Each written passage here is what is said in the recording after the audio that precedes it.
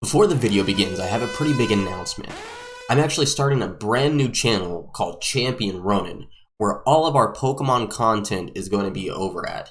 Specifically, it's going to be nothing but a Pokemon channel, whereas this channel is going to be pretty much what it is now, where we're talking about various pop culture subjects and just discussing them, or, like I've said in the past, discussing whatever I feel like talking about. But if you are here for the Pokemon content specifically, I do advise that you go and subscribe to Champion Ronin.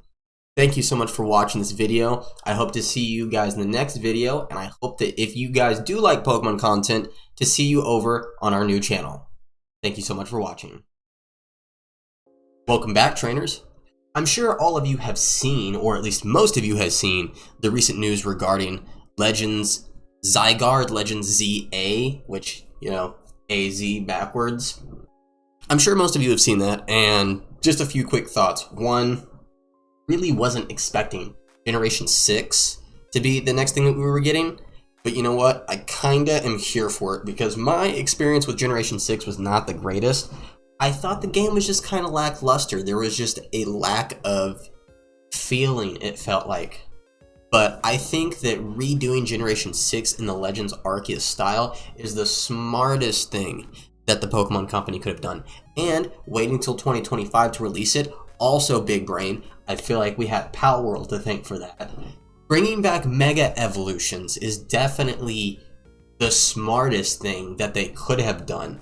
Because for so long now, we've all been complaining about the various different battle mechanics, and Mega Evolution, not only it looks the coolest because very specific Pokemon are getting tailored to a lot of love rather than, oh yeah, we have to worry about Gigantamax where we're giving specific love to a bunch of Pokemon, but also we have to make models for every single Pokemon where they get bigger. Now some of them were just, regular looking, but still yet. Between Dynamax and Terastallization and Mega Evolution and Z-Crystals was definitely the worst.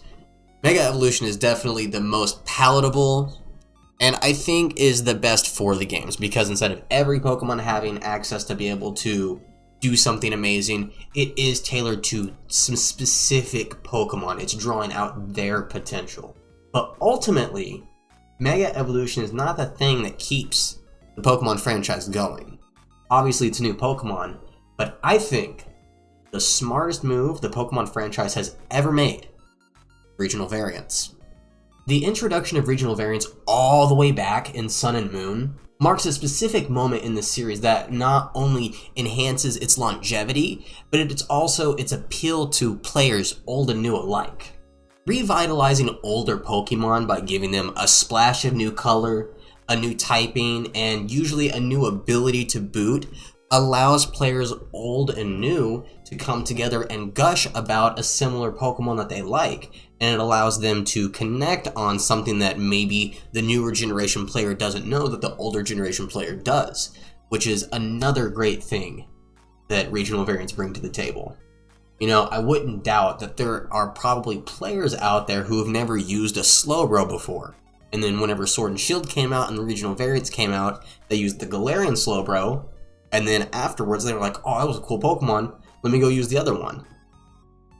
Like I've stated in previous videos, I like when Pokemon adds lore that talks about the ecology of the various regions, and regional variants definitely add to both lore and ecology alike.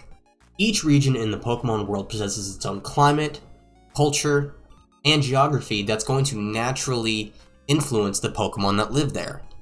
By introducing regional variants, the games explore the concept of evolution beyond the biological sense, and showcase how Pokemon evolve to thrive diverse habitats. I think that this adds a richness to the Pokemon games that a lot of normal storytelling beats wouldn't add after having so many games after close to 30 years.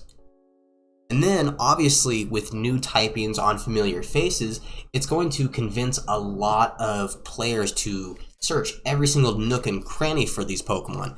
If you hide some of the regional variants towards the end of the game, obviously most players are going to be searching for those regional variants because they're going to want to use them before the Elite Four. So, it's a good way to incentivize your players to search throughout the entire game. Now, aside from keeping the games going seemingly forever and rehashing old faces that, most players are familiar with, I think regional variants are a good avenue for the Pokemon Company to do collaborations with various artists. Do you by chance know what Delta Pokemon are? Delta Pokemon are essentially regional variants before regional variants were a thing. I can't remember the first time I saw one. It must have been back in 2003, 2004, but regional variants came out for the Pokemon TCG, not for any of the games. And I think the first one that I saw was an electric Cyndaquil or something like that. But either way, regional variants, Delta Pokemon, they've been around for quite a long time. And let's be real here.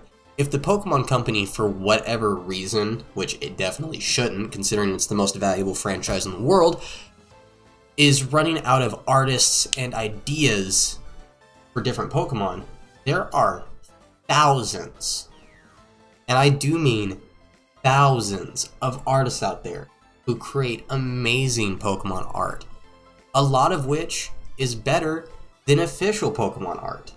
So there is no reason for the Pokemon Company to not do collaborations with these artists if they start to run out of ideas. In conclusion, the introduction of regional variants to the Pokemon franchise not only is a brilliant move that furthers the longevity, but also revitalizes a lot of old faces that allows any and all trainers to be able to connect. They serve as a way to show that not only Pokemon themselves, but trainers and the Pokemon Company are evolving. I hope in the future to see many, many more regional variants, because honestly, I think it is one of my favorite aspects of the newer Pokemon games. I mean, even a dark type Rattata, something, just a little spice onto an old familiar phase is enough to make me want to use it at least once, see how it does. But before we go, let me ask you this, dear viewer.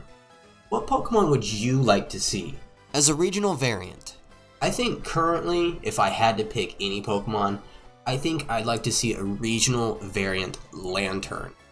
Lantern's based off of an anglerfish, and in real life, those things are freaking terrifying.